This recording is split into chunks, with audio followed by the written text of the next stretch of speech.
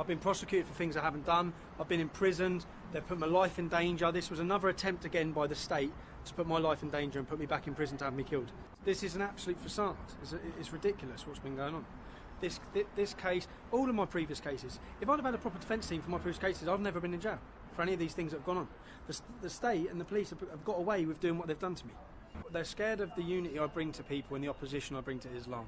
And currently they wish to do anything they can to pave the way for Islam to spread across our country. Anyone with any brain knows that who I am and the background to me and the threats against me, I should not be put in amongst or in locked rooms with Muslim murderers serving 30 years, because we all know what's going to happen. Now that's what this case was about. I was taken into a prison, I asked and I told them time and time again, I told them what's going to happen, I'm going to be murdered here. They then put me next 2 doors up from a Muslim serving 28 years for murder. Yeah?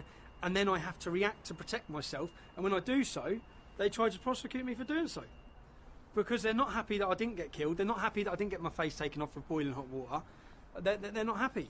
I said, so then they're trying to put me back in. So yeah, there definitely has to have been strings pulled by someone in the hierarchy in order to put me in a position where I can get hurt each time. I was locked in a room in Wood Hill, locked in a room with Muslim prisoners. How does that happen? How does that happen? The judge seemed shocked. The judge was like, really? Even my QC said, what are we doing here? Well, we know what we're doing here. It's a further attempt to, whether they've got their result today or not, for the past 6 months, I've had this hanging over my head. It's been stressing. It's a weight today has been lifted off my shoulders. I've constantly carried that weight for 6 years for prosecution after prosecution after prosecution. I hope you understand that I care. But I genuinely care. Which I say is more than you can say about any of the politicians sitting in Westminster. And yeah, the good and the bad. I don't claim to be anyone or anything that I'm not. I was a young working class man trying to earn a living, and my life changed forever.